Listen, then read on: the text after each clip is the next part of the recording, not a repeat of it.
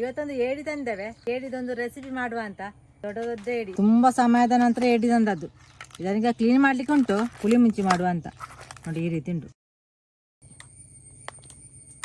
ಇದನ್ನೆಲ್ಲ ಕಾಲೆಲ್ಲ ತೆಗೆದು ಕ್ಲೀನ್ ಮಾಡ್ಲಿಕ್ಕೆ ಉಂಟು.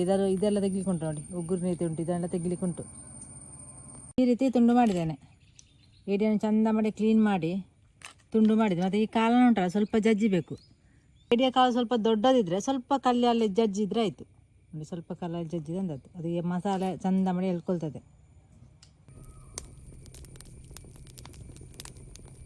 ಏಡಿಯನ್ನು ಮೊದಲೇ ಬೇಯಲಿಕ್ಕೆ ಇಡುವ. ಸ್ವಲ್ಪ ತುಪ್ಪ ಹಾಕ್ತೇನೆ, ಮತ್ತು ನಿಮಗೆ ಎಣ್ಣೆ ಕೂಡ ಹಾಕ್ಬೋದು. ಒಂದು ಸ್ವಲ್ಪ ಜಾಸ್ತಿ ಹಾಕಿದ್ರೆ ಒಳ್ಳೆಯದು. ನಾನು ಸ್ವಲ್ಪ ಹಾಕಿದೆ ನೋಡಿ, ಇಷ್ಟು ಹಾಕಿದ್ದೇನೆ. ಇದರಲ್ಲಿ ಒಂದು ಹಸಿಮೆಣಸು ಉಂಟು, ಒಂದು ಈರುಳ್ಳಿ, 2 ಟೊಮೆಟೊ ಒಟ್ಟಿಗೆ ಹಾಕುವ. ಸ್ವಲ್ಪ ಉಪ್ಪೆಲ್ಲ ಹಾಕುವ. ಹೀಗೆ ಟೊಮೆಟೊ ಈರುಳ್ಳಿ ಕೂಡ ಸಾಫ್ಟ್ ಆಗ್ತದೆ ಬೇಗ. ಸ್ವಲ್ಪ ಅರಶಿನ ಹುಡಿ ಕೂಡ ಹಾಕುವ, ಒಂದು ಅರ್ಧ ಚಮಚದಷ್ಟು ಸಾಕು. ಈಗ ಇದನ್ನು ಏಡಿಯನ್ನು ಹಾಕುವ. ಕ್ಲೀನಲ್ಲಿ ಇದನ್ನು ತುಂಡು ಮಾಡ್ಬೋದು ಬೇಕಿದ್ರೆ. ಇದು ಸಾಫ್ಟ್ ಉಂಟು, ಅಂದರೆ ಜಾಸ್ತಿ ಗಟ್ಟಿಲ್ಲ. ನಮ್ಮ ಊರಿನ ಏಡಿ ಉಂಟಲ್ಲ ಜಾಸ್ತಿ ಗಟ್ಟಿ, ಇದು ಗಟ್ಟಿಲ್ಲ ನೋಡಿ, ಕೈಯಲ್ಲಿ ತುಂಡಾಗ್ತದೆ. ಮತ್ತು ಇದು ಬೇಗ ಬೇಯ್ತದೆ ಕೂಡ. ಉಪ್ಪು ಸ್ವಲ್ಪ ಹಾಕಿದ್ದೇನೆ, ಸ್ವಲ್ಪ ಹಾಕುವ. ಮತ್ತು ಬೇಕಿದ್ರೆ ಹಾಕ್ಬೋದು. ಉಪ್ಪೆಲ್ಲ ಈಗಲೇ ಹಾಕಿದರೆ ಈ ಏಡಿಗೆ ಉಂಟಲ್ಲ ಚಂದ ಮಾಡಿ ಉಪ್ಪು ಎಳ್ಕೊಳ್ತದೆ. ಈ 1 ಗ್ಲಾಸ್ ನೀರು ಕೂಡ ಹಾಕುವ. ಯಾಕೆಂದರೆ ಈ ಒಲೆಯಲ್ಲ ಬೇಗ ನೀರು ಕಡಿಮೆ ಆಗ್ತದೆ.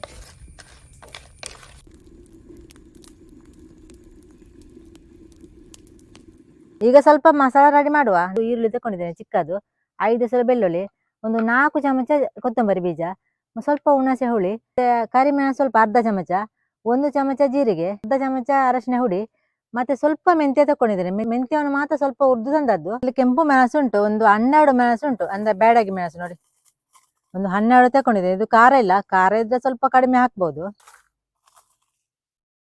ಇವತ್ತು ಪುಳಿ ಮುಂಚಿ ಮಾಡೋದು, ಅಂದ್ರೆ ತೆಂಗಿನ ತುರಿ ಅಂತ ಹಾಕುದಿಲ್ಲ. ಒಂದು 10 ಇದು ಗೋಡಂಬಿ ತಗೊಂಡಿದೆ. ಮತ್ತೆ ಯಾವುದೇ ಮಸಾಲನ್ನು ಹುರ್ಕೊಳ್ಳಿಲ್ಲ, ಅವನು ಮಾತ್ರ ಸ್ವಲ್ಪ ಹುರ್ಕೊಂಡದ್ದು.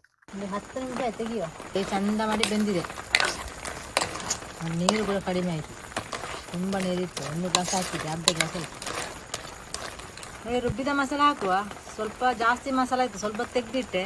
ಯಾಕೆಂದ್ರೆ ಜಾಸ್ತಿ ಆದರೆ ಮಸಾಲ ಏಡಿ ಸ್ವಲ್ಪ ಕಡಿಮೆ ಇರೋದಲ್ಲ, ಬೇರೆ ಮೀನಿನ ಪದಾರ್ಥಕ್ಕೆ ಆಗ್ತದೆ ಈ ಮಸಾಲ. ಸ್ವಲ್ಪ ನೀರು ಹಾಕ್ತದೆ. ಇಷ್ಟು ಮಸಾಲೆ ತೆಗೆದಿಟ್ಟಿದ್ದೇನೆ, ಅದು ಜಾಸ್ತಿ ಆದರೆ ಅಂತ ಮಸಾಲೆ. 1 kg ಏಡಿ ಇದ್ದರೆ ಆ ಮಸಾಲೆ ಎಲ್ಲ ಹಾಕ್ಬೋದಿತ್ತು. ಇದು 4 ಏಡಿ ಇದ್ದದ್ದು. ಇಷ್ಟು ಗ್ರೇವಿ ದಪ್ಪ ಉಂಟು, ಇಷ್ಟು ಸಾಕು. ಇದು ಗ್ರೇವಿ ಜಾಸ್ತಿ ಆಗ್ತದೆ ನಾನು ಎಲ್ಲ ಮಸಾಲೆ ಹಾಕಿದರೆ. ಅದಕ್ಕೆ ಬಗ್ಗೆ ಮಸಾಲೆ ಸ್ವಲ್ಪ ಇಟ್ಟದ್ದು. ಅದಕ್ಕೆ ಚಂದ ಮಾಡಿ ಕುದಿ ಬರಲಿ.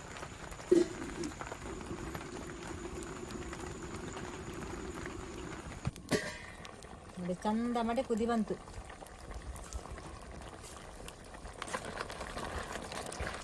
ಏಡಿ ಪದಾರ್ಥ ರೆಡಿ